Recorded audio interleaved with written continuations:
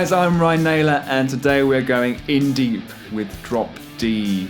Those of you that are unfamiliar with this tuning, I'm going to take you through it step by step, how you get into the tuning and how you're going to use it. We're going to be covering open chord grips, power chords, sus chords, triad voicings, and big extended 6-string voicings here. So plenty of good stuff for the chords. And in terms of the riff-based sort of lead playing, we're going to break down a couple of minor pentatonic patterns to get you riffing with the best of them.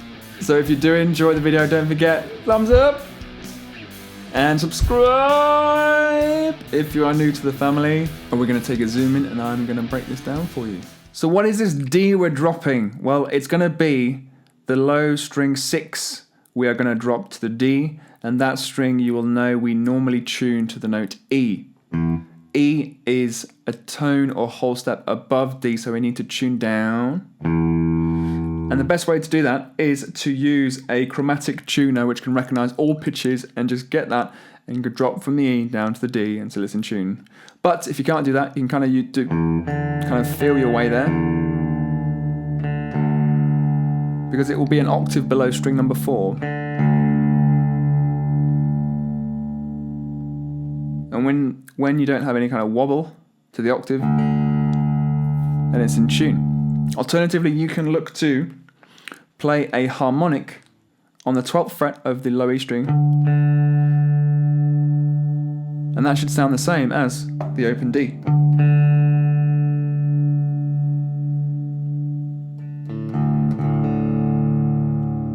And then we have drop D. So the first thing to note as we go into the drop tuning is that everything on string 6 will have changed. It sounds obvious, but some people do forget that now the open string is D, so E will be the 2nd fret, F is fret 3, G is 5, A is 7, B is 9, C is 10, and then D at the octave is fret 12 again. So in terms of the open chords, we get a nice beautiful D chord grip, Ds or D minors, its variants, with all 6 strings. It sounds beautiful. E's and G chords, they're also rooted on the 6th string, so we have to adopt E's coming off the 2nd fret, and that's the grip. And E minor, taking off finger number 1, and then for the G, we said at the 5th fret, so my G grip, I like to use this one. It's a kind of G, technically a G5, but it sounds great. D, A, G. Now, one of the immediate benefits to drop D and why it's used extensively in rock, hard rock, metal music is that it gives us a power chord under one finger. Hopefully you'll be aware that a power chord in a standard tuning would look something like this. Taken that would be a G power chord, all right? But we've just said that the note G, which would be here in standard tuning, is now at the 5th fret. So that brings it up. So everything is all in the same fret, and you can grab that all with the same finger. That is my G5, my G power chord, root, 5th, and root at the octave.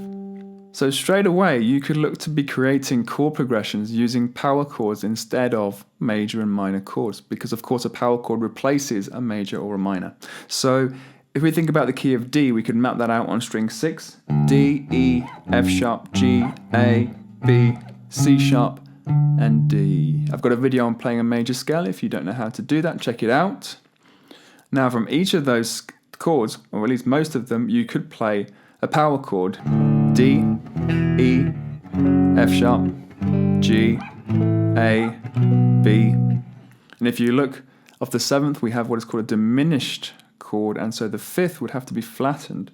You get this kind of shape. And you're back at the octave.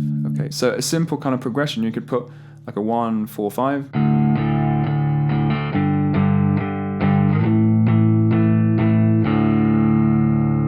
Simples all under one finger. So good. But we can do a lot more with this. If we consider that G grip again, we had root, 5th root. Now if I look to string number 4, and I'm going to raise that root one tone, one whole step. So that makes what we call a 2nd above the root. And that gives us an open voiced sus2 chord, root 5, 2. Beautiful sounding chord.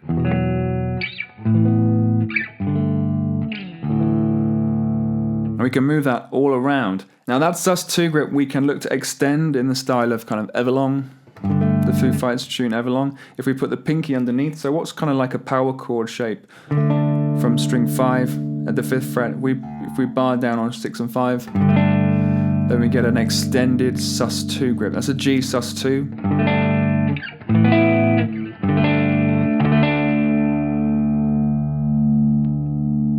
Again, nice sounding chords. But taking this a stage further, if this is a sus2, we said this was root 2.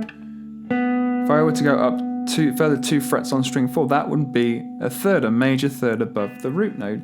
So if I put that all together, I'm going to have an open voiced G triad, root 5, 3. And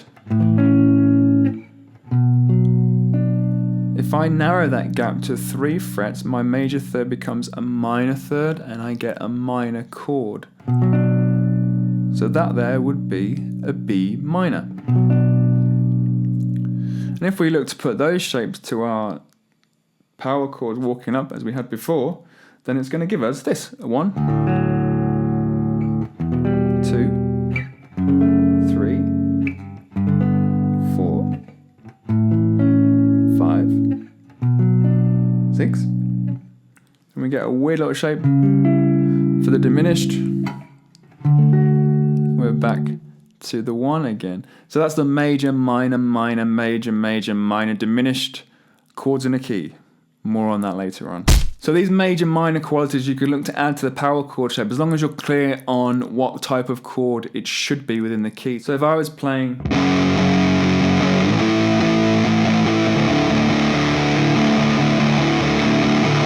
something like that, F sharp 5 to A5 to D5, and I wanted to kind of give that minor major voicing to it, then the F sharp will be a minor chord.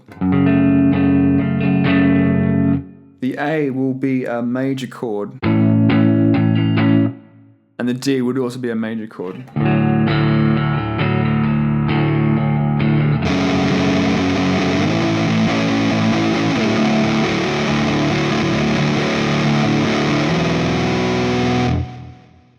Then will sound like that. So already a lot more enhanced, a lot better than just the simple power chords there. But taking those shapes, we can extend further across the string sets. So if you were to think about, let's say the G5,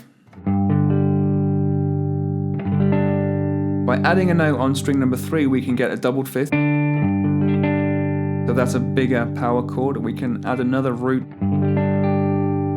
at string number 2 with the pinky finger. We could even go as far as putting in a D chord shape up on the top strings there. So you got what is a G chord, but in a D shape up on the 5th fret. A couple of beautiful voicings that I really do like would be this. This is a grip for a minor 11 chord.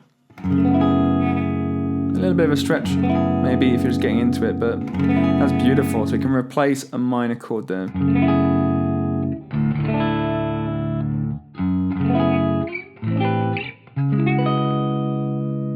Thanks to Periphery for that one. Another one I really like is the major 9 chord. Looks like this.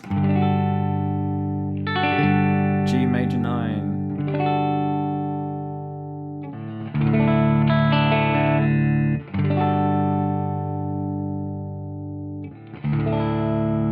So looking to the pentatonic ideas, we can go ahead and map out the minor pentatonic on string number 6, and then they can be a reference for some chords, for some riff-based stuff.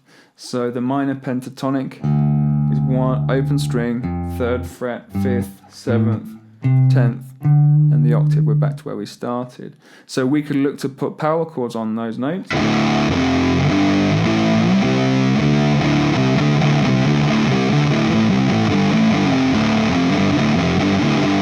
Kind of in the style of Slither, that Velvet Revolver tune from the opening. You can kind of go ahead and build some riffs from those.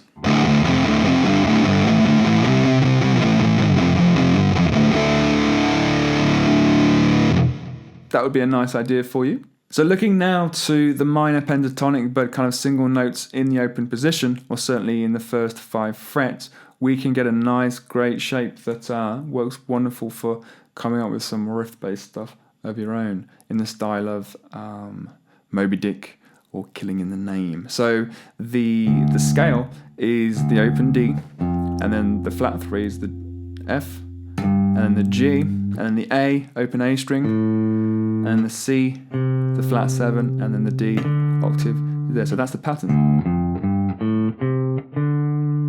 And those first 3 notes would be repeated also on the D string.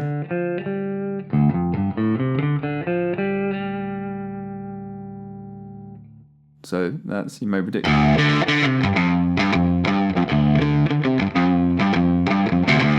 And of course we're Killing in the Name.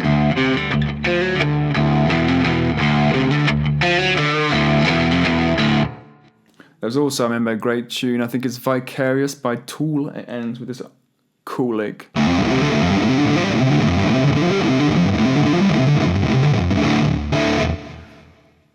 They sound really cool. So there you go. So that is the pentatonic shape across those 3 strings. Great for... Get those shape on your fingers. I use finger number 1 in the 3rd fret and finger number 3 in the 5th. Get it down.